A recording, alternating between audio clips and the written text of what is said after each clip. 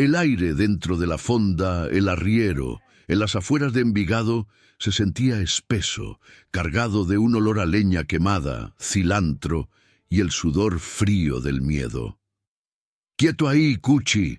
Ni se le ocurra parpadear o le lleno esa cabeza de plomo», gritó el gato, un muchacho flaco de apenas 20 años, con el acento arrastrado y cantadito de los barrios bajos de Bogotá. Su mano, huesuda y sucia, apretaba un revólver calibre 38 contra la nuca de aquel hombre sentado, interrumpiendo el sagrado ritual del almuerzo. El metal frío del cañón presionaba la piel justo detrás de la oreja, pero el hombre no se inmutó. Ni un músculo de su espalda se tensó. Con una calma que helaba la sangre más que cualquier grito, Pablo Emilio Escobar Gaviria continuó masticando lentamente un trozo de yuca de su sancocho, como si el cañón en su nuca fuera tan solo una mosca molesta que revoloteaba en el calor del mediodía antioqueño. A su alrededor el tiempo pareció detenerse. Fue un silencio absoluto, antinatural. No era el silencio de la paz, sino el vacío que precede al trueno.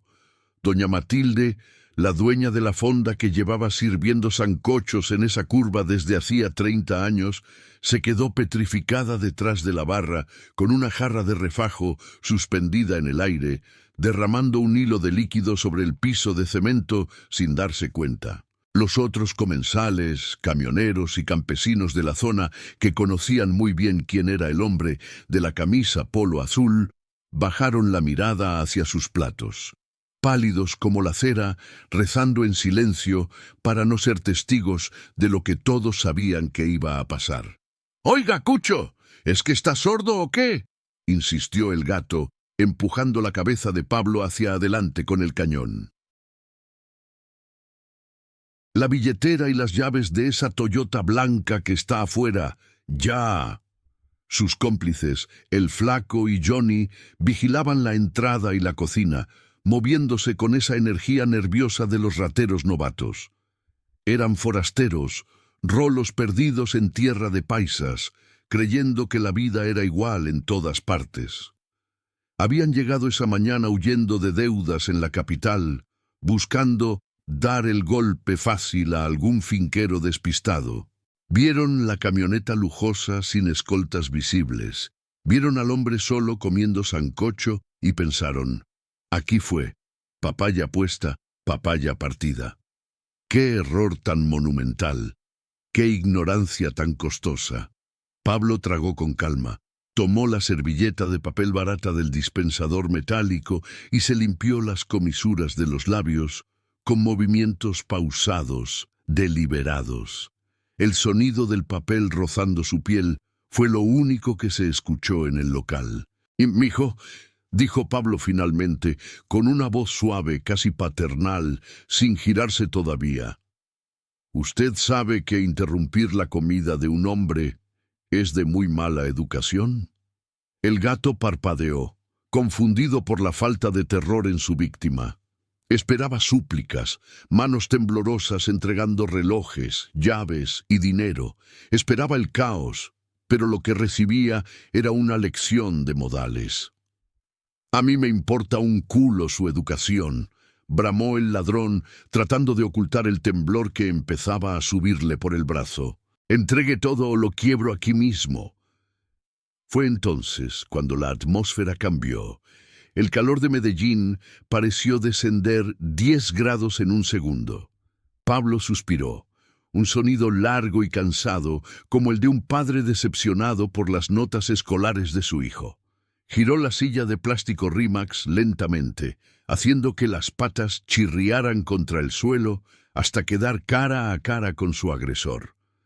Los ojos de Escobar, oscuros y profundos como pozos sin fondo, se clavaron en los del gato. No había furia en ellos, ni siquiera desprecio. Solo había una curiosidad aburrida, la mirada de un león que observa a un ratón de campo trepar por su melena, preguntándose si vale la pena el esfuerzo de levantar la garra. «Míreme bien», ordenó Pablo, ignorando el arma que ahora apuntaba a su frente. «Usted no es de por aquí, ¿cierto?» Se le nota en el hablado y se le nota en el miedo, porque si fuera de aquí, sabría que en esta mesa no se sienta cualquiera. El flaco, desde la puerta, empezó a sentir que algo andaba terriblemente mal. Su instinto de calle, ese sexto sentido que tienen las ratas para detectar cuando el barco se hunde, le gritaba que corriera. Miró a los otros clientes. Nadie los miraba a ellos. Nadie intentaba ser un héroe. Todos miraban al suelo o a las paredes como si quisieran volverse invisibles. Esa sumisión colectiva no era normal ante un asalto, era reverencia ante algo más grande. «Gato, vámonos», susurró el flaco con la voz quebrada. Este cucho es raro. Vámonos ya, huevón». Pero el gato estaba atrapado en su propio orgullo y en la adrenalina del momento. No podía retroceder. «Cállese», le gritó a su compañero sin dejar de apuntar a Pablo. «Nadie se mueve». Pablo sonrió. Fue una sonrisa leve, que apenas curvó su bigote, pero que estaba cargada de una amenaza implícita tan pesada como el plomo. Metió la mano lentamente en el bolsillo de su pantalón. El gato tensó el dedo en el gatillo, listo para disparar, el sudor perlando su frente y cayendo en sus ojos. «Si saca un fierro, lo mato», advirtió el ladrón. Pero Pablo no sacó un arma. Sacó una billetera de cuero grueso. La abrió despacio y extrajo un billete de los grandes, dejándolo sobre la mesa junto al plato de sancocho a medio terminar. «Esto es para la propina de doña Matilde», dijo Pablo sin mirar a la dueña, sus ojos fijos en el muchacho armado. «Porque lamento mucho que estos 3 gamines hayan venido a ensuciarle el piso con su inmundicia». «¿Qué dijo, malparido?» El gato estaba perdiendo el control, la confusión y la ira mezclándose en un cóctel peligroso. «Dije». Pablo se inclinó hacia adelante, reduciendo la distancia entre su frente y el cañón del arma. «Que la valentía es una virtud, mijo, pero la estupidez es una enfermedad terminal, y ustedes 3 están muy enfermos. Si estás sintiendo la tensión en este momento, si el corazón te late rápido pensando en qué va a pasar cuando esos muchachos se den cuenta de su error, suscríbete ahora mismo al canal.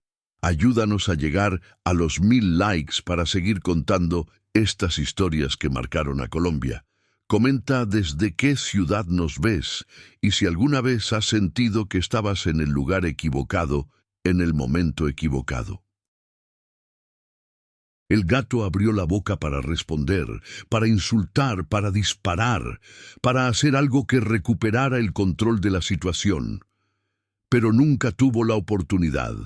De las sombras de la fonda, de los rincones que parecían vacíos, de la cocina donde hervían las ollas, el ambiente cambió.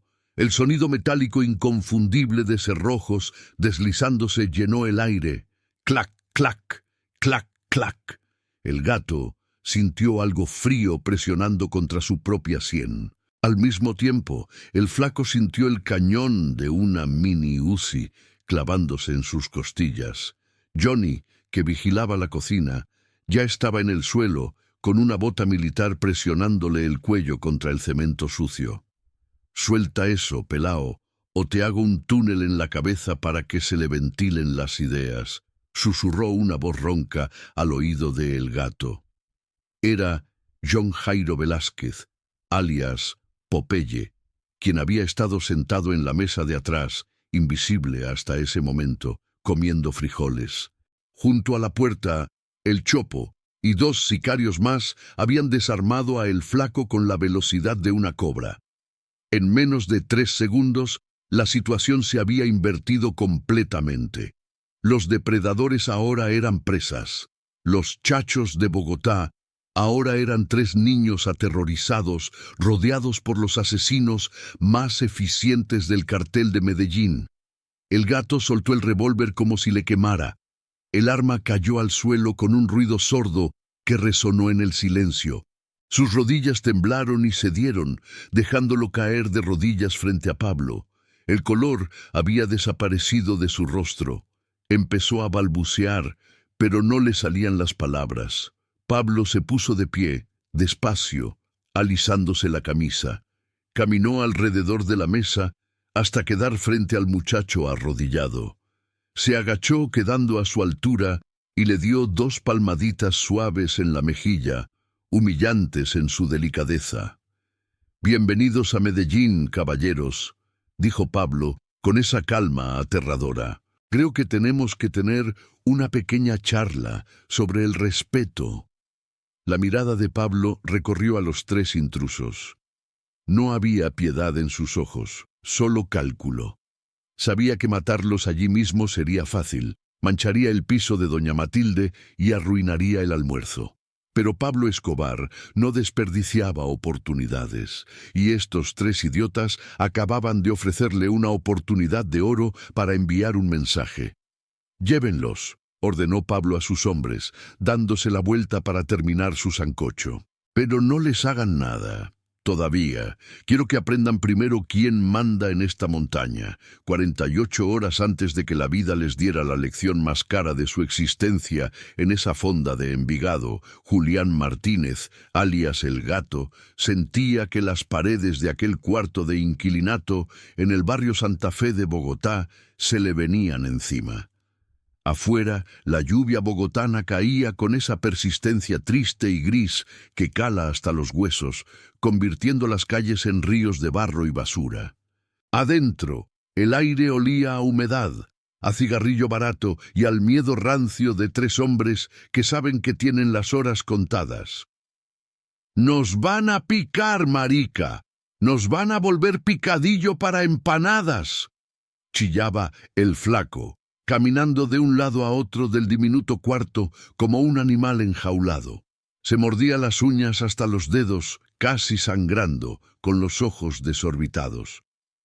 «El gordo Jair no perdona, huevón. Dijo que a medianoche quería la plata o las cabezas, y faltan». Miró su reloj de pulsera barato, con el cristal roto. «Faltan 4 horas, gato, 4 horas». El gato estaba sentado en el borde de un colchón que había visto mejores días, contando billetes arrugados una y otra vez, como si por arte de magia la suma fuera a cambiar. Pero la matemática del hambre es cruel y exacta. «Cállese la jeta, flaco, que me tiene mareado», gruñó el gato, lanzando los billetes contra el suelo con rabia. «Aquí no hay ni 300 lucas. No alcanzamos a pagar ni los intereses de esa culebra. La culebra, la deuda, era con Jair el carnicero, un prestamista del sur de Bogotá que tenía fama de cobrar con alicates y sopletes en lugar de facturas. Habían pedido prestado 2 millones de pesos para un negocio seguro de repuestos robados que resultó ser una trampa de la policía. Se les cayó la vuelta. Perdieron la mercancía, perdieron la plata y ahora estaban a punto de perder la vida. Johnny, el músculo del grupo, estaba sentado en el suelo limpiando obsesivamente el revólver calibre .38 oxidado que era su única posesión de valor. Era un tipo grande, de pocas luces, que seguía a El Gato como un perro fiel, confiando ciegamente en que su líder siempre tenía un plan.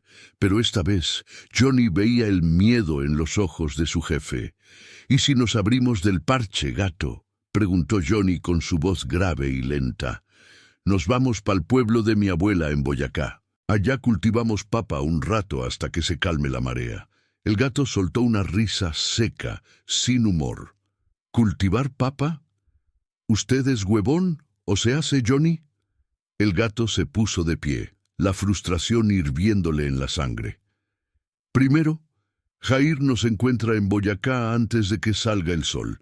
Ese gordo tiene ojos en todos lados. Y segundo, yo no nací para ser campesino, hermano. Yo nací para tener plata, para andar en camioneta, para que me respeten». Se acercó a la ventana sucia y miró hacia la calle. Un par de patrullas de policía pasaban despacio, con las luces azules girando, reflejándose en los charcos. Bogotá era una ratonera. Estaban quemados en el sur, buscados en el norte y endeudados en el centro. «Estamos paila, ñero, paila». murmuró el flaco, dejándose caer en una silla de plástico coja. Ya valimos. Mejor nos entregamos a los tombos. En la cárcel al menos estamos vivos. ¡Ni por el putas!, gritó el gato, girándose con violencia. Yo a la modelo no vuelvo. Prefiero que me maten corriendo que vivir encerrado comiendo mierda. Fue entonces cuando la idea cruzó su mente.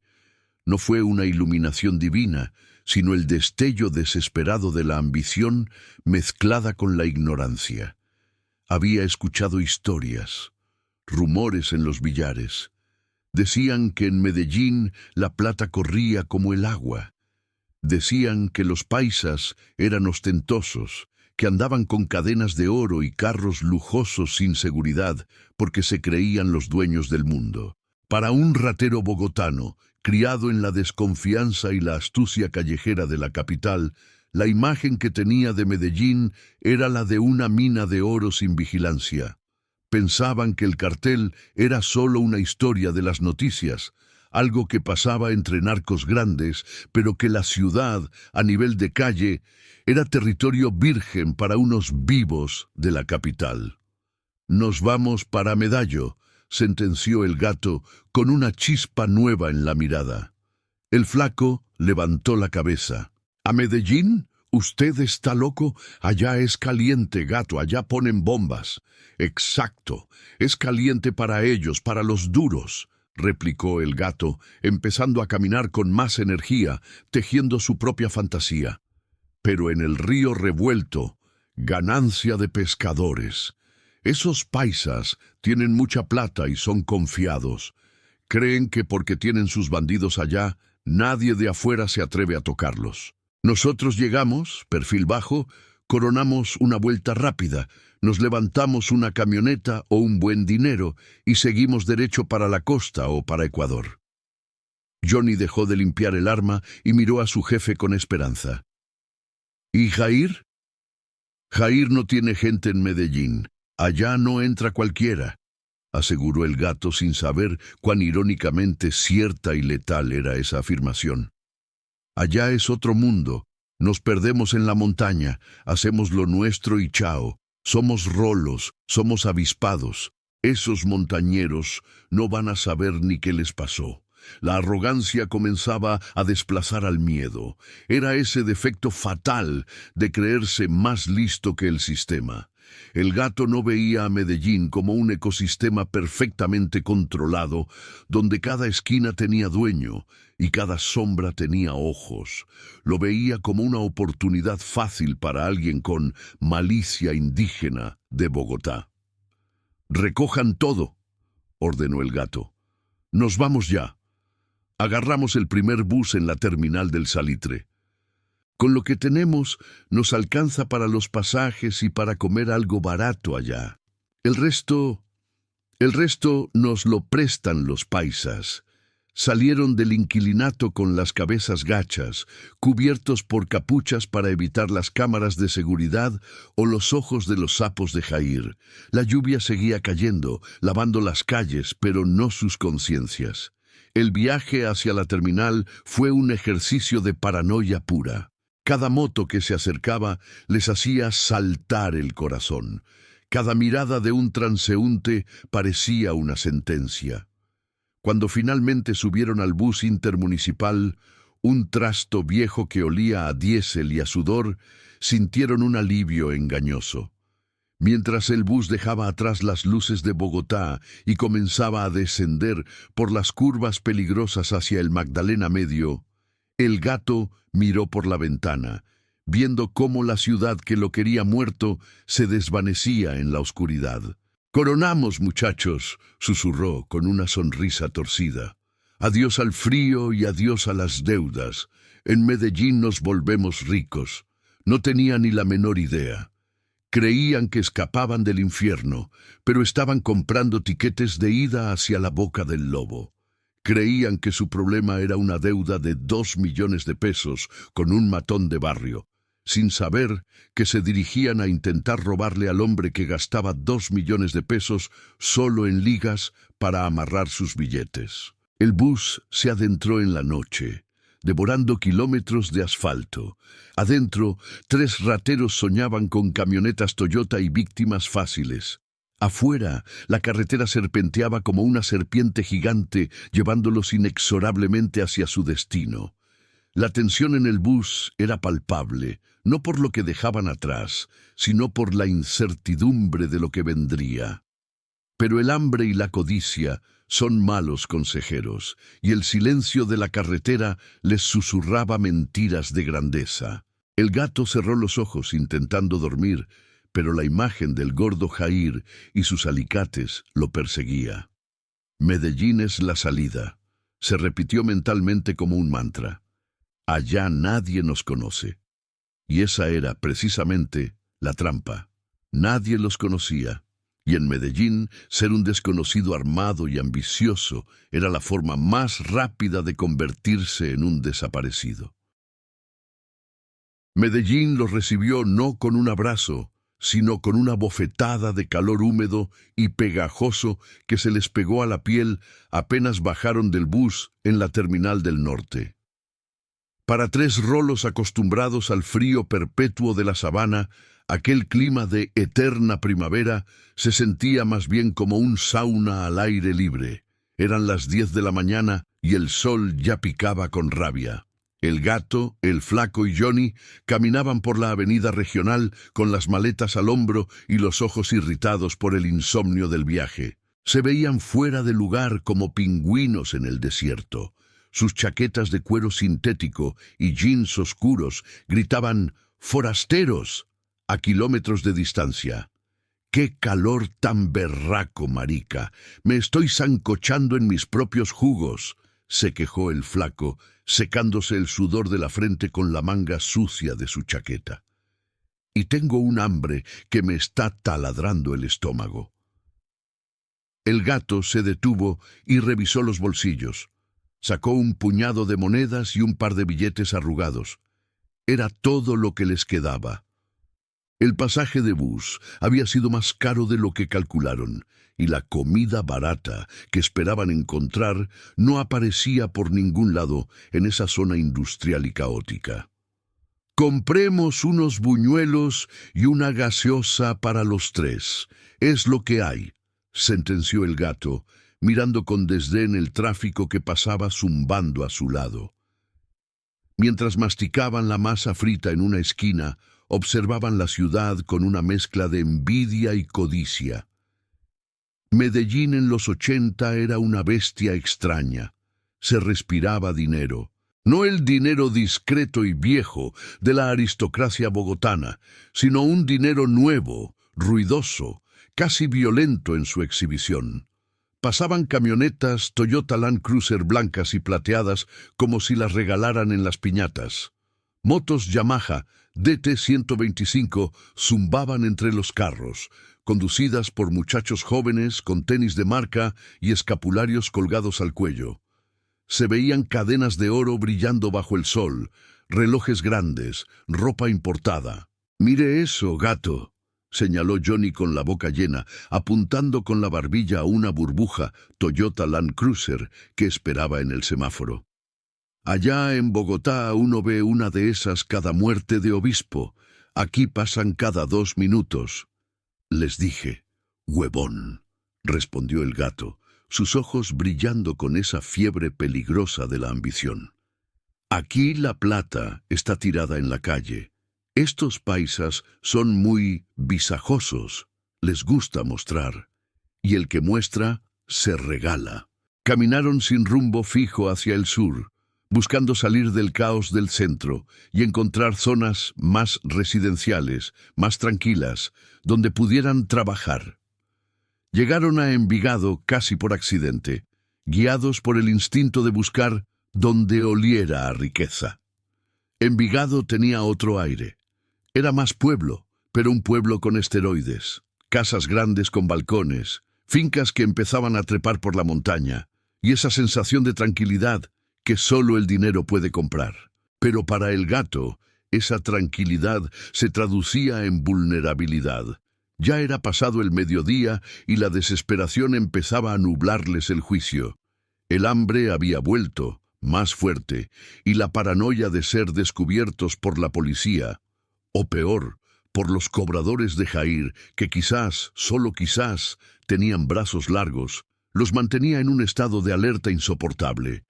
Necesitaban un golpe, uno solo, algo rápido para conseguir efectivo, o un vehículo para moverse y desaparecer hacia la costa. Fue entonces cuando la vieron. Estaba estacionada frente a una fonda típica, de esas con barandas de madera y macetas con flores colgando. Una Toyota Land Cruiser blanca, inmaculada, brillando bajo el sol como un diamante en bruto.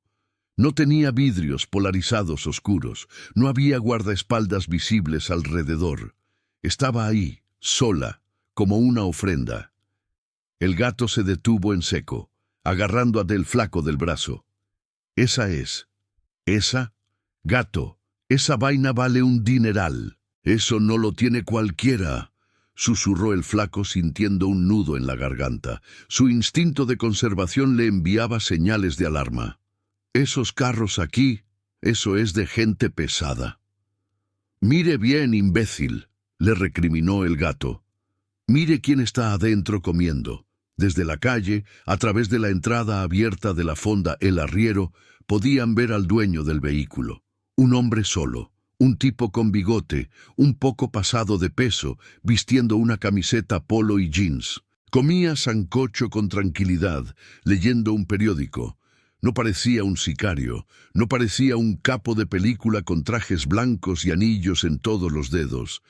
Parecía un finquero próspero, un comerciante de ganado, o tal vez un dueño de almacenes de repuestos, un civil, un pato. «Está solo», analizó el gato, su mente criminal trabajando a 1000 por hora. «No tiene escolta. Si fuera un duro de verdad, tendría 3 camionetas atrás y 5 gorilas cuidándole la espalda. Este es un levantado, un nuevo rico que se cree la gran cosa». La lógica del gato tenía sentido en su mundo. En Bogotá, los ricos andaban blindados. En su mente limitada, la falta de seguridad visible era sinónimo de debilidad. No entendía que el verdadero poder no necesita mostrar los dientes todo el tiempo, porque la selva entera sabe que es el rey. En Envigado, Pablo Escobar no necesitaba escoltas visibles en cada almuerzo, porque Envigado era su escolta. «¿Y si tiene fierro?», preguntó Johnny, tocándose la cintura donde guardaba el revólver oxidado. «Pues nosotros tenemos el factor sorpresa», dijo el gato. «Entramos, lo encañonamos, le quitamos las llaves y la billetera. En 2 minutos estamos montados en esa nave vía a la costa. Vendemos esa Toyota en Cartagena y vivimos como reyes un año. Es papaya puesta, muchachos, papaya puesta».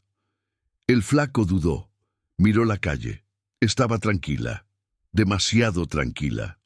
«No sé, gato, me da mala espina». «Mala espina le da el hambre, mala espina le da que Jair nos encuentre», le espetó el gato arrinconándolo contra una pared. «Escúcheme bien, no tenemos un peso, no tenemos dónde dormir. Si no hacemos esto ya, esta noche dormimos debajo de un puente y mañana nos agarra la tomba por vagancia. Es ahora o nunca». La desesperación ganó la partida. El hambre rugió en sus estómagos y el miedo a la pobreza fue, por un momento, mayor que el miedo a la muerte. «Hágale pues», aceptó el Flaco resignado, secándose el sudor frío de las manos en el pantalón. «Johnny, usted se queda en la puerta vigilando. Flaco, usted cubre la cocina y a la vieja que atiende.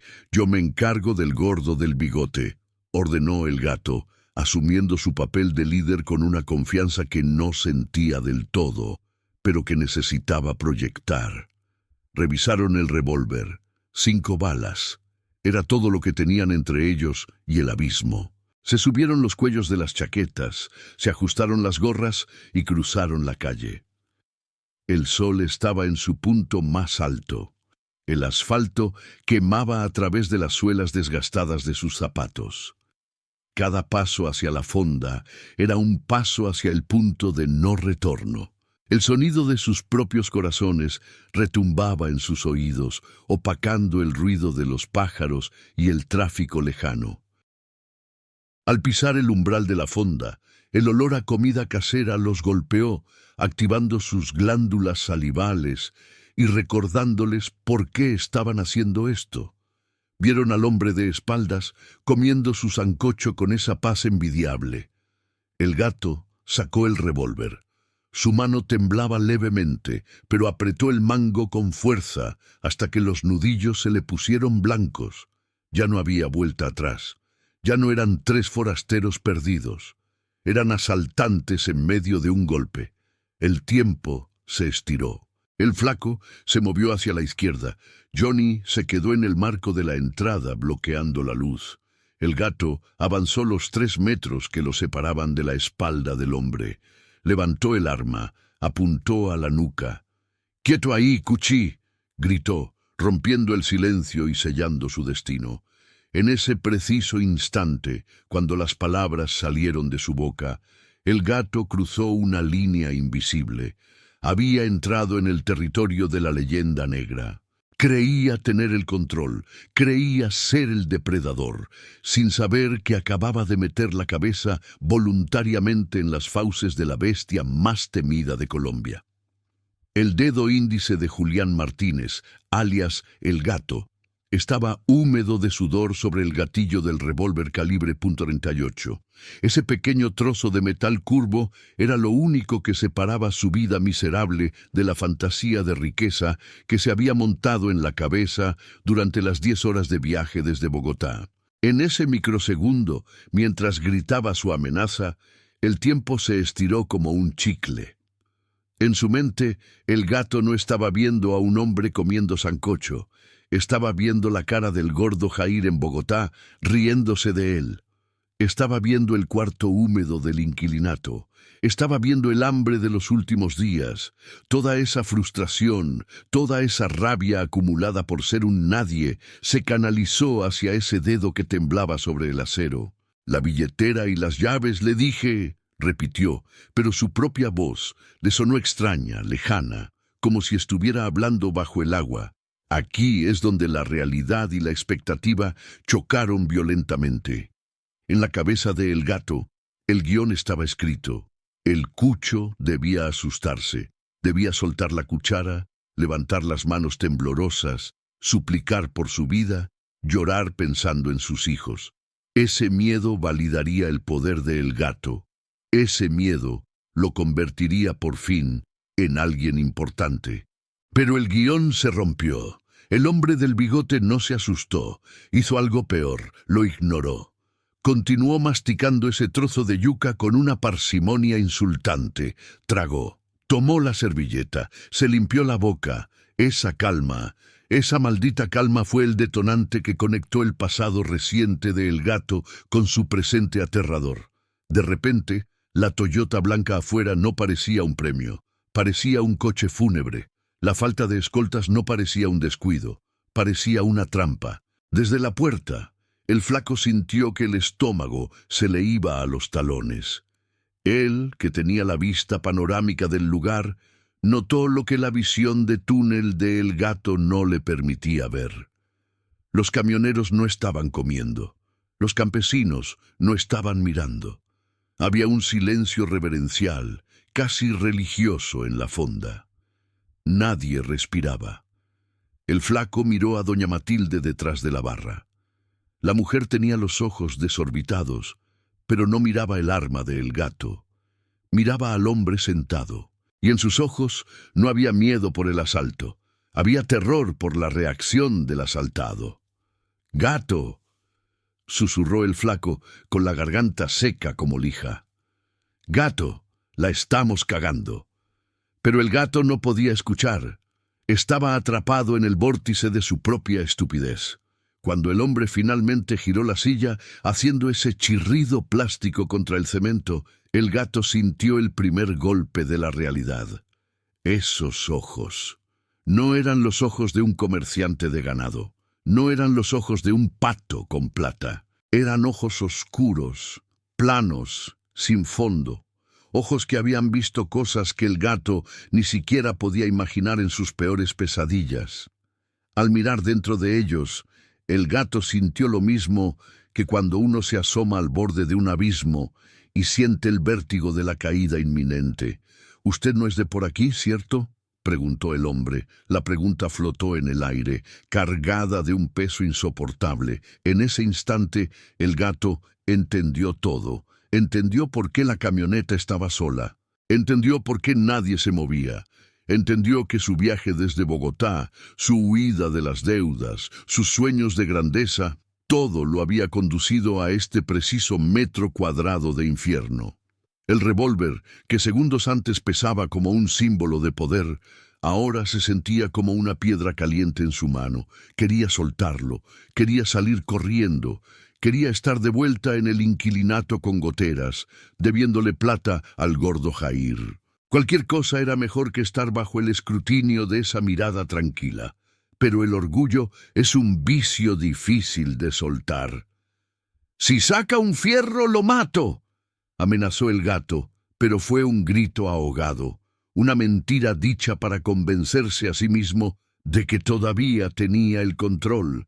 El hombre sacó la billetera, puso el billete sobre la mesa, habló de la propina, habló de la estupidez como enfermedad, y ahí, justo ahí, se cerró el círculo. La ambición que los sacó de Bogotá chocó contra el muro de hormigón que era el poder real de Medellín. El gato se dio cuenta de que no era el depredador. Nunca lo fue. Solo era el almuerzo. Sintió el sudor bajando frío por su espalda. Su visión periférica captó un movimiento, sombras que se despegaban de las paredes, el sonido metálico de los cerrojos. Clac, clac. El mundo se detuvo. El gato miró a el flaco, pero el flaco ya no estaba vigilando, estaba pálido, con las manos en alto, temblando como una hoja. Miró a Johnny, pero Johnny ya estaba en el suelo. Volvió a mirar al hombre del bigote. El hombre sonrió. En ese segundo, antes de que las armas de los escoltas le tocaran la piel, el gato tuvo un pensamiento final, claro y devastador. Me vine a matar yo solo. La conexión estaba hecha, el destino estaba sellado. La trampa que ellos mismos habían construido con su ignorancia y su codicia se cerró de golpe. Si alguna vez has sentido ese momento exacto en que te das cuenta de que cometiste un error irreversible, ese frío en el estómago que te dice ya no hay vuelta atrás, dale like a este video ahora mismo. Suscríbete al canal y acompáñanos a ver cómo Pablo Escobar le enseña a estos muchachos que hay cosas peores que la muerte. El cañón frío de una mini Uzi tocó la sien del gato. El olor a sancocho se mezcló con el olor a orina. El juego había terminado. La lección estaba a punto de comenzar. El último sorbo de sancocho bajó por la garganta de Pablo Escobar, mientras el cañón de la mini Uzi de Popeye seguía incrustado en la sien sudorosa de el gato. En la fonda, el único sonido perceptible era el zumbido de una mosca solitaria y el castañeteo incontrolable de los dientes del flaco, quien se había orinado en los pantalones, creando un charco oscuro y vergonzoso que se expandía por el cemento. Pablo dejó la cuchara en el plato vacío con un tintineo suave, casi delicado. No miró a los sicarios ni a los ladrones reducidos. Miró a doña Matilde, quien seguía petrificada detrás de la barra, con la jarra de refajo aún goteando. «Matilde, qué pena con usted», dijo Pablo, su voz tranquila resonando con una autoridad absoluta. El sancocho estaba delicioso como siempre, pero estos muchachos me le dañaron el ambiente. Hágame el favor y me le invita el almuerzo a todos los presentes. Yo paso mañana a cuadrar cuentas. Doña Matilde asintió mecánicamente, incapaz de emitir palabra. Pablo se puso de pie, se sacudió unas migas invisibles de su pantalón de lino y por fin dirigió su atención a las tres figuras temblorosas que tenía a sus pies. «Patrón», Popeye habló, su voz cargada de esa electricidad asesina que lo caracterizaba. Les damos piso aquí mismo. Esos rolos atrevidos no merecen ni el aire que respiran. Solo diga la palabra y los dejamos tirados en la cuneta. El gato cerró los ojos, esperando el estallido, el final, la oscuridad. Ya valí, pensó. Mamá, perdóneme. Pero la explosión no llegó. No, Popeye, respondió Pablo, caminando despacio alrededor de los prisioneros, observándolos como quien examina ganado de baja calidad en una feria.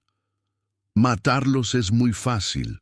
Un tiro se demora un segundo y el muerto no aprende nada. Y a mí me parece que a estos muchachos les falta mucha educación.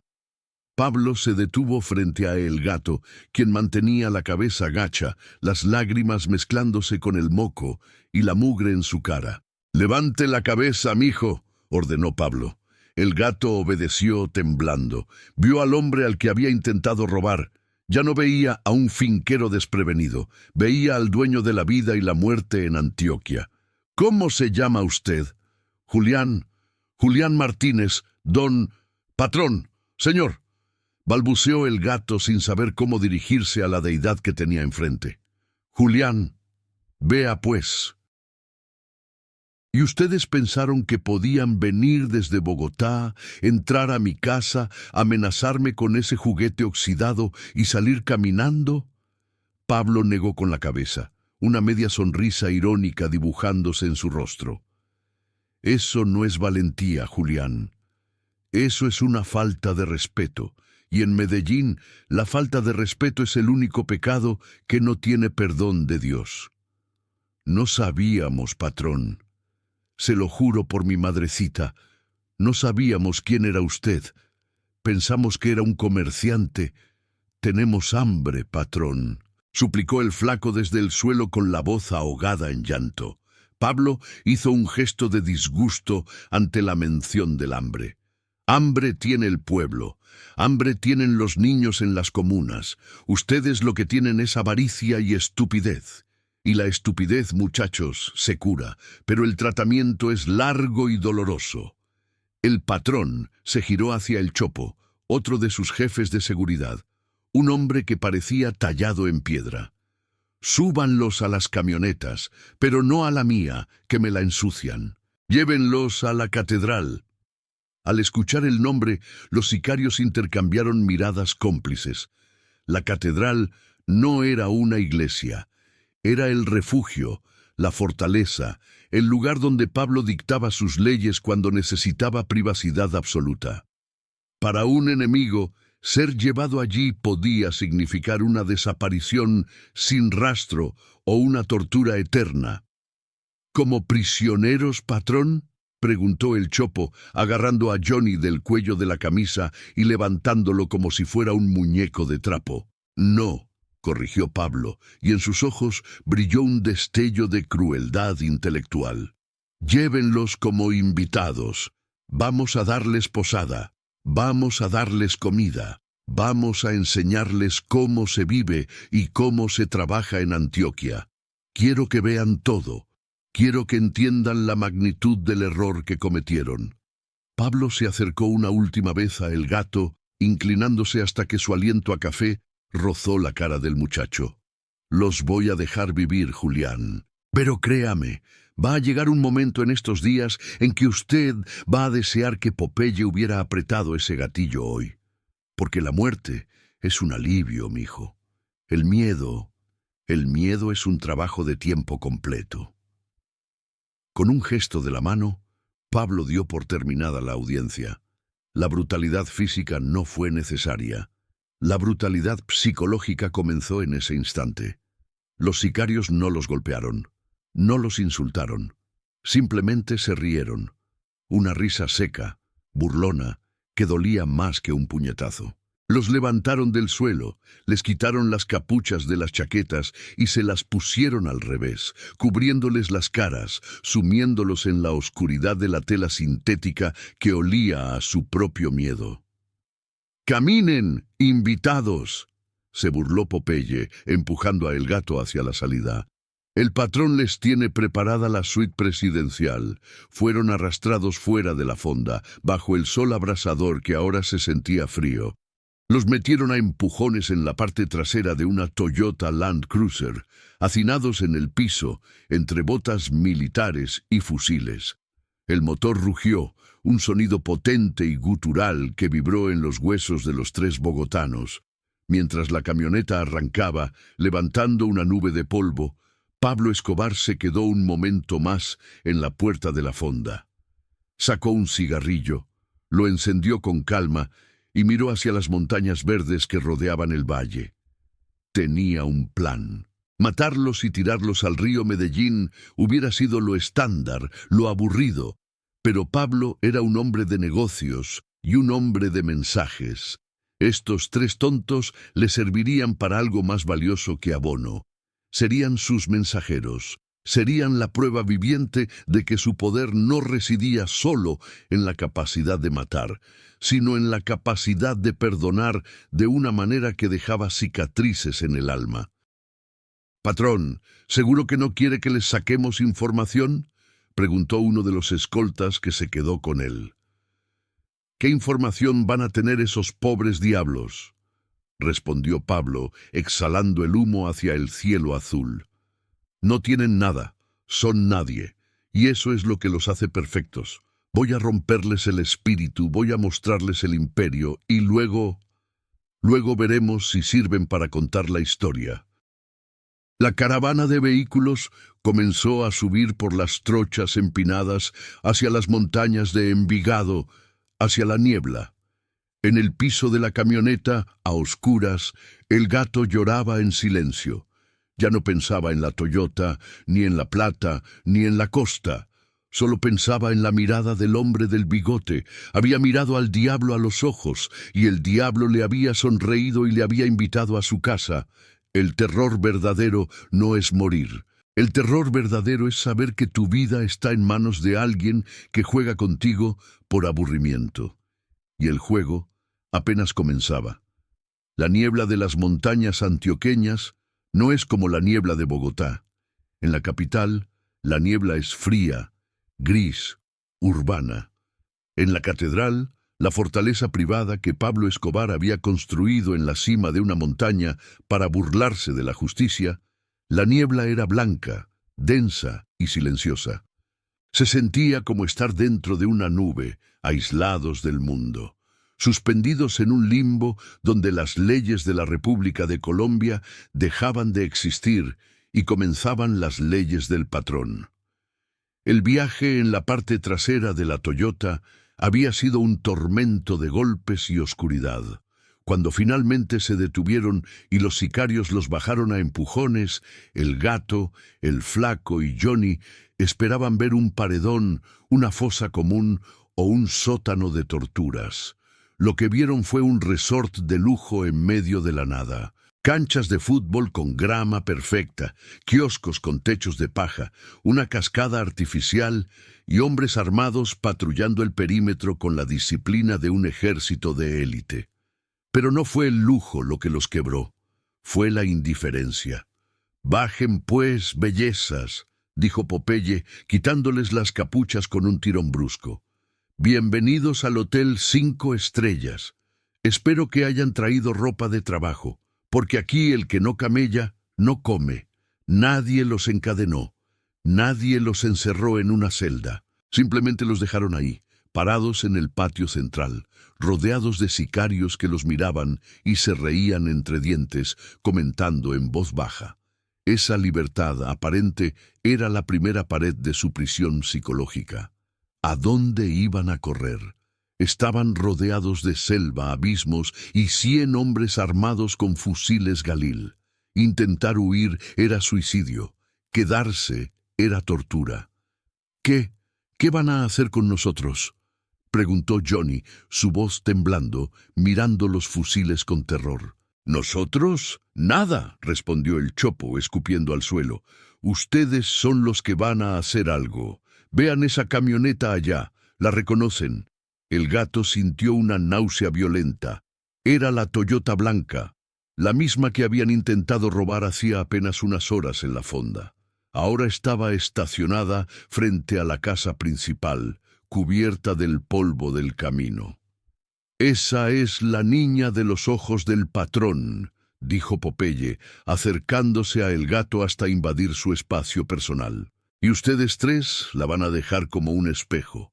La quiero tan brillante que yo pueda afeitarme viéndome en el capó. Y escúchenme bien, rolos. Si encuentro un rayón, un solo rayón». Popeye sonrió, y en esa sonrisa no había humor, solo promesa. «Voy a usar sus lenguas para sacarle el brillo». Y así comenzó la degradación. Durante las siguientes horas, los tres aspirantes a ampones se convirtieron en los sirvientes más humillados de la historia del crimen. Les dieron baldes, trapos viejos y cepillos de dientes para limpiar los rines. Tuvieron que lavar la camioneta bajo la llovizna fría, tiritando mientras los sicarios pasaban a su lado, dándoles calvazos o tirándoles las colillas de cigarrillo a los pies. «Hágale, mijo, frote con ganas», les gritaba un muchacho de apenas 16 años con una subametralladora colgada al hombro. ¿No que eran muy bravos en Bogotá? ¿No que venían a robarse el mundo? Ahora son lavaperros, literalmente. El gato frotaba la chapa de la camioneta con furia impotente. Cada movimiento circular era un recordatorio de su fracaso. Había venido a Medellín a ser rey y ahora era el ceniciento de los narcos. Pero lo peor no era el trabajo físico. Lo peor era lo que veían mientras trabajaban. La catedral era el centro neurálgico del imperio. Mientras ellos frotaban barro, vieron llegar un helicóptero. De él bajaron hombres con maletines. No traían ropa, traían dólares. El gato vio cómo descargaban fajas de billetes verdes, ladrillos de dinero compactado. Vieron cómo contaban el dinero en una mesa bajo un kiosco cercano. Había tanto efectivo que no lo contaban por billetes, sino que lo pesaban en básculas. «Mire eso, gato», susurró el flaco, con los ojos llenos de lágrimas. «Eso es más plata de la que hemos visto en toda la vida. Y la tienen ahí tirada como si fuera basura». El gato sintió que algo se rompía dentro de él. Su deuda de 2 millones de pesos con el gordo Jair, esa deuda que lo tenía al borde de la muerte y que lo había empujado a este viaje maldito, era nada aquí. Era el cambio que se le caía del bolsillo a Pablo Escobar. Se dio cuenta de que su vida, sus problemas, sus ambiciones eran microscópicas comparadas con la magnitud de este poder. Se sintió un insecto, un chichipato, un nadie. Y esa era exactamente la intención de Pablo. Nadie los golpeó, nadie los interrogó. Simplemente les mostraron cuán insignificantes eran. Les mostraron el abismo que separaba a un ratero de barrio de un capo internacional. Esa visión de poder absoluto los estaba aplastando más que cualquier golpiza. Cayó la noche y con ella llegó el frío de verdad. No los llevaron a ninguna habitación de invitados, los llevaron a la perrera. Literalmente. Un enrejado grande, techado, donde dormían los pastores alemanes de la guardia. «Los perros duermen en la casa hoy», dijo el Chopo abriendo la reja. «Ustedes duermen aquí, y den gracias que hay paja seca». Los tres hombres se acurrucaron en el suelo de cemento, sobre la paja que olía a animal. La oscuridad era total, salvo por los reflectores que barrían el perímetro de vez en cuando. El silencio de la montaña era opresivo, roto solo por los grillos y el sonido lejano de música y risas que venía de la casa principal. El patrón estaba de fiesta. Ellos estaban en la jaula. El miedo, que durante el día había sido un pánico activo, se transformó en una paranoia corrosiva. «Es culpa suya, malparido», susurró el flaco en la oscuridad, su voz llena de veneno. «Usted y sus ideas de grandeza». «Vamos a Medellín», dijo.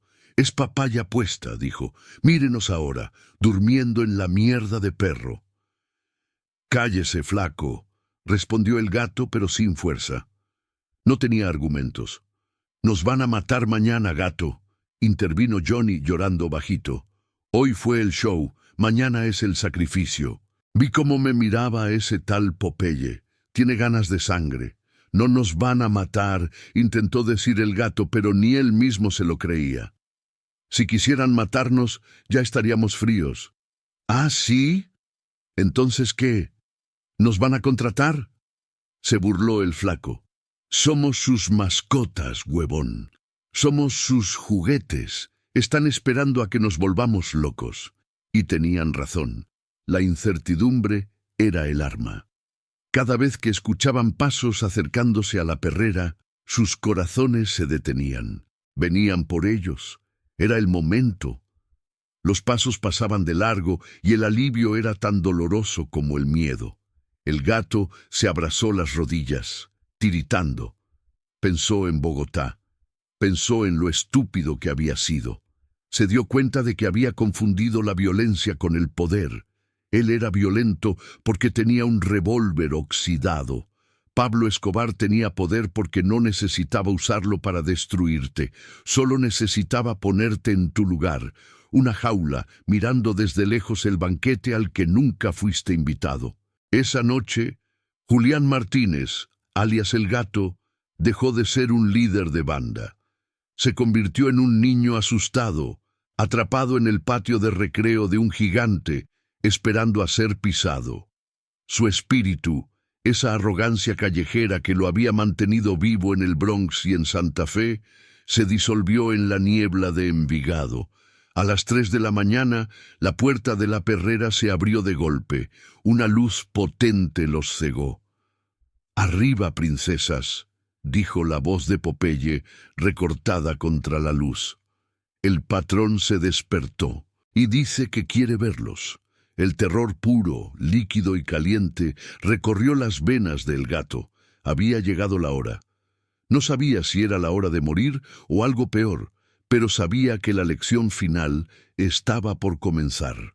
La suite presidencial, donde lo recibió Pablo Escobar, no era una celda, sino la sala principal de la catedral. Eran las 3:15 de la mañana. El lugar estaba iluminado por lámparas de luz cálida que hacían brillar la madera caoba de los muebles y el cuero de los sofás importados. Había una chimenea encendida, crepitando suavemente, combatiendo el frío de la madrugada. El contraste era brutal. El gato, el flaco y Johnny entraron arrastrando los pies, sucios de barro, oliendo a paja húmeda y a perro, tiritando de frío y de terror. Sus ropas baratas y sucias eran una mancha insultante sobre las alfombras persas. Pablo estaba sentado en un sillón individual, con las piernas cruzadas, leyendo un libro sobre historia de Colombia. Tenía una taza de café humeante en una mesa auxiliar. No había armas visibles cerca de él.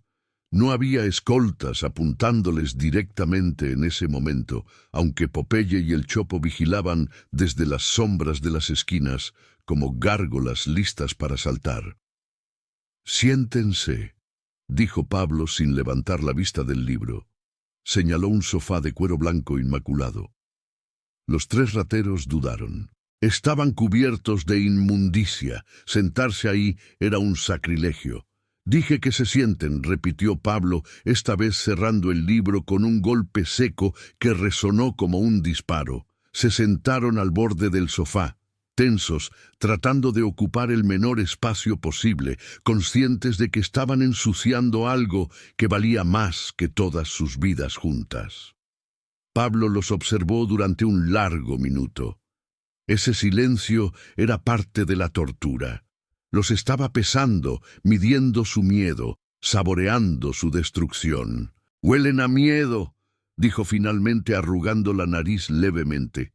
«Y a mierda de perro, pero eso se quita con agua y jabón. Lo que no se quita tan fácil es la ignorancia».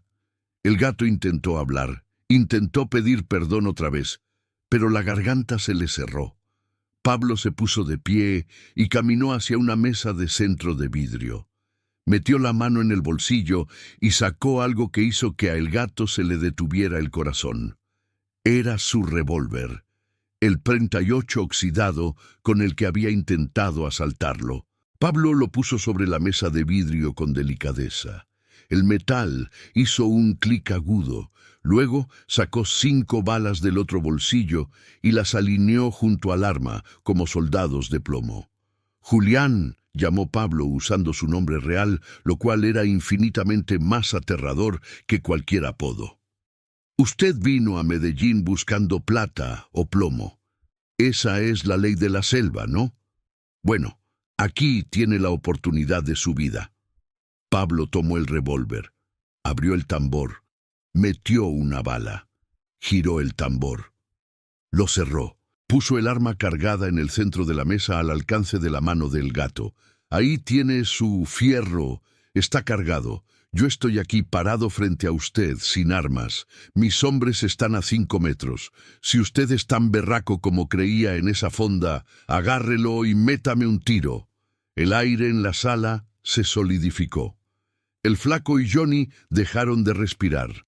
Popeye, en la esquina, tensó el cuerpo, listo para desenfundar, pero una mirada de Pablo lo mantuvo quieto. «Vamos, gato», insistió Pablo, su voz bajando a un susurro desafiante. «Usted quería mi camioneta, quería mi billetera, quería mi vida. Aquí estoy. Cóbrese la vuelta, agarre el tote y dispare. Tiene una oportunidad. Si me mata se vuelve leyenda. Si falla... Bueno, ya sabe». El gato miró el revólver. Estaba ahí, a menos de 1 metro. Su mano temblaba sobre sus rodillas. Su mente, fragmentada por el miedo y la humillación de las últimas horas, intentaba procesar la orden. ¿Era una trampa? Obvio que era una trampa. Pero el instinto animal le gritaba que agarrara el arma. Levantó la mano despacio. Sus dedos se acercaron al metal frío. Miró a Pablo, y ahí se rompió. Al mirar a Escobar, no vio miedo. Vio una certeza absoluta, granítica. Pablo sabía que el gato no iba a disparar, no porque no pudiera, sino porque su espíritu ya había sido castrado. El poder de Escobar no residía en las balas, sino en la capacidad de anular la voluntad de otro hombre simplemente con su presencia. La mano del gato se congeló en el aire, temblando violentamente, y luego cayó, derrotada. El muchacho rompió a llorar. Un llanto feo, gutural, de pura impotencia. No puedo, patrón. Perdóneme, soy una basura», sollozó, escondiendo la cara entre las manos sucias. Pablo soltó una carcajada breve, sin alegría. «Exacto. Usted no es un bandido, Julián. Usted es un ratero asustado. Un bandido de verdad muere matando. Usted solo quería jugar a ser malo». Pablo tomó el revólver de la mesa. Con movimientos expertos, sacó la bala y la tiró al suelo. Luego guardó el arma vacía en su cintura. «Esa es la lección, muchachos», dijo Pablo volviéndose hacia los tres. «El poder no es tener un arma. Cualquier pichurria puede tener un arma. El poder es que yo pueda ponerle el arma en la mano a mi enemigo y saber que no tiene las huevas para usarla. Eso es poder. Y ustedes nunca van a tener eso». Caminó hacia un escritorio cercano, abrió un cajón y sacó un fajo de billetes, grueso, amarrado con una liga de caucho.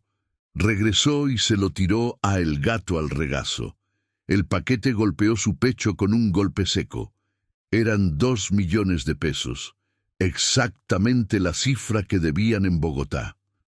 «Ahí tienen», dijo Pablo con desprecio. «No se los doy porque me robaron, se los doy porque me dan lástima. Tómenlo como una limosna, es caridad para los pobres mentales». El gato miró el dinero. Era la salvación de su deuda, pero sentía que quemaba. Aceptar ese dinero no era un triunfo, era la confirmación final de su insignificancia. Eran mendigos a los que el rey les tiraba las sobras. «Ahora levántense», ordenó Pablo. «Popeye los va a llevar a la terminal. Se van a montar en el primer bus a Bogotá y no van a parar hasta que lleguen a ese hueco del que salieron. Pablo se acercó una última vez a El Gato, le agarró la barbilla con fuerza y le obligó a mirarlo a los ojos. Y hágame un favor, Julián. Cuando llegue a Bogotá, cuéntele a todos sus amiguitos, cuéntele a ese tal Jair, cuéntele a todo el mundo que usted intentó robarle al diablo, y que el diablo no lo mató porque le dio risa. Dígales que Pablo Escobar les perdonó la vida porque no valía la pena gastar una bala en ustedes. Soltó la cara del muchacho con un gesto de asco, como si hubiera tocado algo podrido. «Sáquenme esta basura de aquí», sentenció Pablo dándoles la espalda y volviendo a su libro. «Me están ensuciando el aire». Popeye y el Chopo los levantaron a empujones. Esta vez no hubo capuchas, no hubo misterio.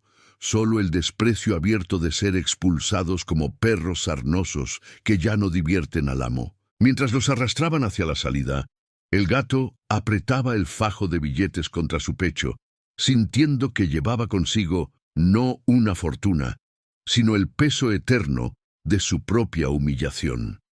Salieron a la noche fría, pero el verdadero frío lo llevaban por dentro.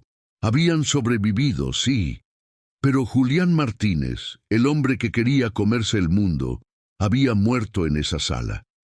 Lo que regresaba a Bogotá era un cascarón vacío, un fantasma con los bolsillos llenos y el alma hueca. El bus intermunicipal descendió por la autopista sur, entrando a Bogotá como un ataúd rodante. Eran las 8 de la noche y la lluvia capitalina golpeaba las ventanas sucias, borrando el mundo exterior. Adentro, en los últimos asientos, Julián Martínez, El Gato, el Flaco y Johnny no habían pronunciado una sola palabra en 10 horas de viaje. El Gato apretaba la bolsa de plástico negra contra su pecho. Adentro no llevaba ropa sucia, ni recuerdos turísticos. Llevaba 2 millones de pesos en billetes de baja denominación, manoseados y viejos. El cambio que Pablo Escobar les había tirado como quien le tira sobras a un perro callejero. Ese dinero, que hacía 3 días era la solución a todos sus problemas, ahora pesaba como una lápida de granito. Al bajarse en la terminal del sur, el frío de la sabana los golpeó.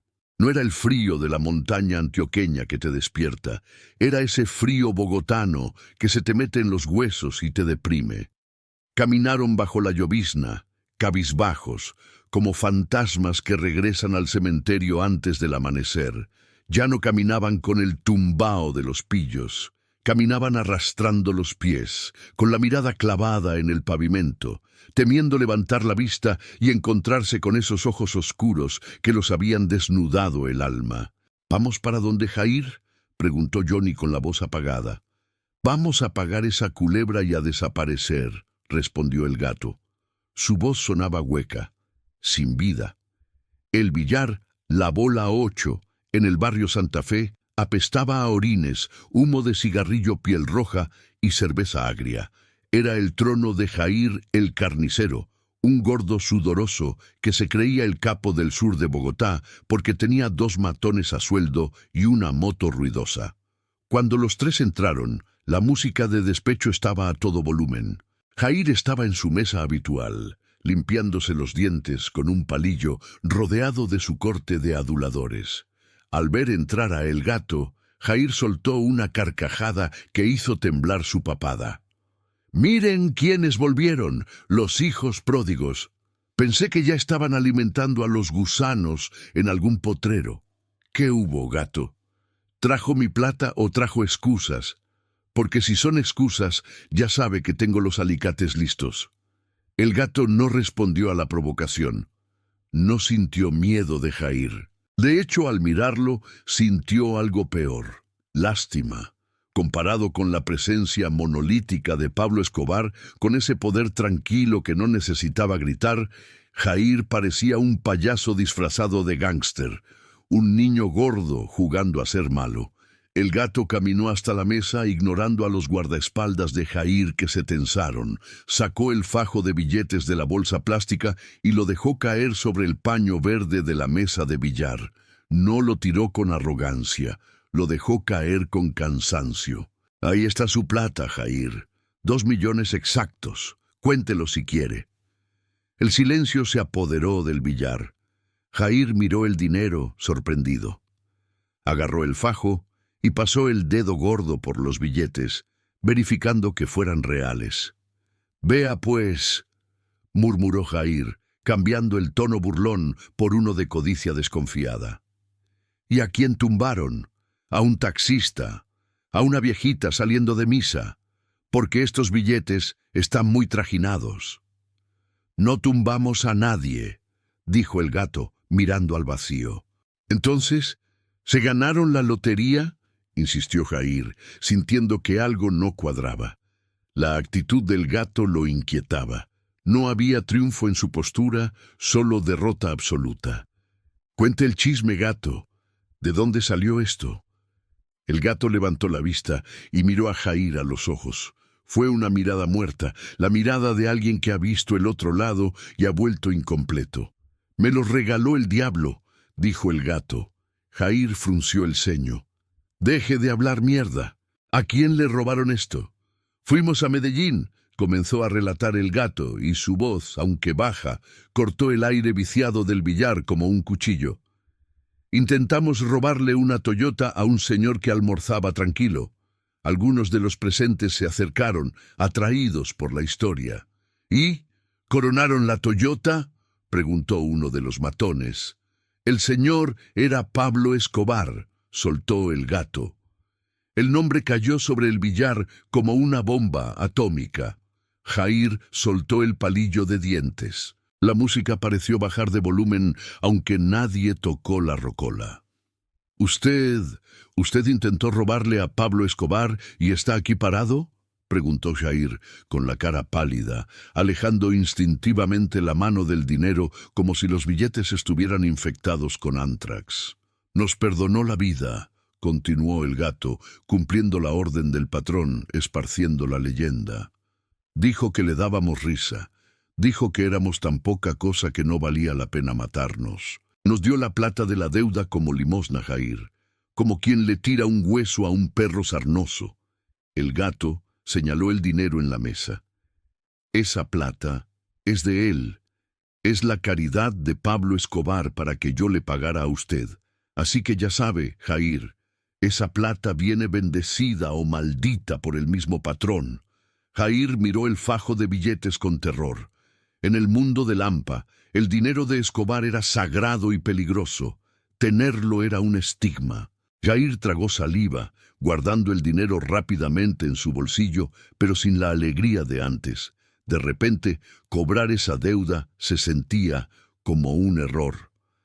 «Lárguense de aquí», masculló Jair sin mirarlos a la cara. «Estamos a paz y salvo. No quiero volver a verlos. Ustedes traen la mala suerte pegada». Salieron del billar, pero la libertad no les trajo paz. La noticia corrió como pólvora por los bajos fondos de Bogotá. En cuestión de días, nadie quería trabajar con ellos. No eran respetados por haber sobrevivido. Eran parias, eran los bufones de Escobar, los rateros a los que el capo había humillado y escupido de vuelta a la capital. Johnny se fue al pueblo de su abuela a sembrar papa, incapaz de soportar las pesadillas donde los perros de la catedral lo perseguían. El flaco cayó en el bazuco para borrar el recuerdo del miedo, terminando como un habitante de calle más, gritándole a los carros invisibles en la avenida Caracas. Pero para el gato, el destino fue más cruel. Intentó volver al ruedo. Una semana después, desesperado y solo, intentó atracar a un estudiante universitario en Chapinero para robarle el reloj. Sacó un cuchillo. El estudiante se asustó, levantó las manos. Era el escenario perfecto, el guión que el gato conocía de memoria. Pero entonces la mano del gato empezó a temblar. En su mente, la cara del estudiante se transformó en la cara del hombre del bigote. Escuchó de nuevo la voz suave. La valentía es una virtud, la estupidez es una enfermedad. Recordó el peso del revólver cargado en la mesa de vidrio. Recordó su propia cobardía paralizante. El cuchillo se le cayó de la mano. El estudiante, confundido, aprovechó el momento y salió corriendo. El gato se quedó ahí, parado en la acera, mirando su mano vacía que no paraba de temblar. Se dio cuenta de que Pablo Escobar no solo le había perdonado la vida, se la había quitado. Le había quitado la capacidad de ser quien era. Le había quitado el falso poder que le daba la violencia, porque ahora sabía lo que era el poder real y sabía que él nunca, jamás lo tendría. Se sentó en el bordillo de la acera y se puso a llorar, no por el robo fallido, sino porque entendió que estaba condenado a vivir, condenado a ser un nadie, sabiendo que el diablo lo había mirado, se había reído y lo había devuelto porque no servía ni para el infierno. La ruina no fue una bala. La ruina fue el silencio de una vida que perdió todo su significado en un almuerzo en Envigado. Julián Martínez había muerto en esa fonda. Lo que quedaba en Bogotá era solo un cuerpo que respiraba por inercia. En las comunas de Medellín, donde las paredes oyen y el viento lleva secretos más rápido que los telegramas, la historia de los 3 rolos que intentaron atracar a Pablo Escobar no tardó ni una semana en convertirse en leyenda. No se contaba como una historia de terror, sino como un chiste macabro en los billares de Manrique, en las esquinas del barrio Antioquia y en las discotecas del poblado. Los sicarios se reían contando cómo el flaco se había orinado en los pantalones. Los taxistas narraban con asombro cómo el patrón les había dado 2 millones de pesos para el pasaje. «Si ve», decía un muchacho en la Comuna 13 limpiando su moto, «al patrón no se le toca, ni el diablo se atreve». Esos rolos bobos volvieron a Bogotá a contar el milagro, pero dejaron el alma aquí. Pablo Escobar, sentado en la terraza de la Hacienda Nápoles días después, escuchaba los reportes de sus lugartenientes con una media sonrisa. Gustavo Gaviria, su primo y socio, le servía un aguardiente mientras el sol de la tarde bañaba a los hipopótamos en el lago cercano. «Pablo, dicen que en Bogotá nadie quiere ni mirar a ese tal gato», comentó Gustavo prendiendo un cigarrillo. «Dicen que el muchacho anda como un zombi, que ya no sirve ni para robar dulces en una escuela». Pablo tomó un sorbo de aguardiente, sintiendo el calor del anís bajar por su garganta. «Ese es el mejor tipo de publicidad, Gustavo», respondió Pablo, mirando el horizonte. «Si los hubiera matado, ahorita tendría a la policía de Cundinamarca jodiendo, buscando 3 cadáveres, haciendo preguntas. Hubieran sido víctimas, ahora son payasos. Y nadie le tiene miedo a un payaso, pero todo el mundo respeta al dueño del circo. La estrategia había funcionado a la perfección. En el bajo mundo, la reputación es una moneda más valiosa que el dólar. Al perdonarles la vida de esa manera tan humillante, Pablo había enviado un mensaje que ninguna bomba podía transmitir. «Soy tan intocable que ni siquiera me ofende que intenten matarme. Me divierte». Esa anécdota, pequeña en comparación con las guerras que vendrían después contra el Estado y el cartel de Cali, cimentó el mito de la invencibilidad de Escobar en las calles. Los ladrones de poca monta aprendieron la lección. En Medellín, antes de sacar un arma, hay que pedir permiso. El crimen desorganizado se alineó o desapareció, temiendo no la muerte, sino el ridículo de ser la próxima mascota del patrón. Mientras tanto, en Bogotá, la sombra de ese encuentro perseguía a Julián Martínez hasta en el sueño. El gato envejeció 10 años en 10 meses. Se volvió un espectro en su propio barrio, un hombre que caminaba pegado a las paredes, saltando ante su propia sombra. La gente señalaba y susurraba: Ahí va el que le apuntó a Escobar. No había admiración en esos susurros, solo la curiosidad morbosa de ver a alguien que había tocado un cable de alta tensión y había quedado frito por dentro. Julián terminó sus días solo, en un cuarto arrendado, gastando las últimas monedas de esa limosna maldita en alcohol barato, tratando de apagar la memoria de esos ojos oscuros que lo miraron sin miedo. Nunca entendió que el verdadero castigo no fue la amenaza de muerte, sino la indiferencia de la vida que le permitieron conservar. En la hacienda Nápoles la vida seguía. Pablo tenía problemas más grandes, tratados de extradición, políticos molestos, rutas que asegurar. El incidente de la fonda quedó relegado a una nota al pie de página, una historia para contar en las fiestas cuando el ambiente se ponía pesado. La valentía es una virtud, la estupidez es una enfermedad, repitió Pablo para sí mismo, recordando la frase. Se levantó de la silla y caminó hacia el borde de la terraza. Abajo, su imperio se extendía verde y vasto. Se sentía un dios en su Olimpo, benevolente con los leales, terrible con los traidores y cruelmente pedagógico con los estúpidos. «Gustavo», dijo Pablo sin voltearse, «mande a pintar la camioneta blanca. Me parece que tiene una manchita en el guardabarros, y no quiero nada que me recuerde a la mugre». Gustavo asintió y se fue a cumplir la orden. Pablo se quedó solo, dueño del silencio, dueño del miedo, dueño de todo. Sabía que vendrían tiempos peores, guerras sangrientas donde la misericordia no sería una opción. Pero por ahora, en ese instante de calma, disfrutaba del triunfo absoluto de haber ganado una batalla sin disparar una sola bala. La moraleja quedó grabada en el asfalto de la carretera entre Medellín y Bogotá. Hay puertas que no se tocan, hay hombres a los que no se mira a los ojos, y hay errores que se pagan viviendo, porque la muerte, a fin de cuentas, es el único descanso que estos muchachos nunca merecieron.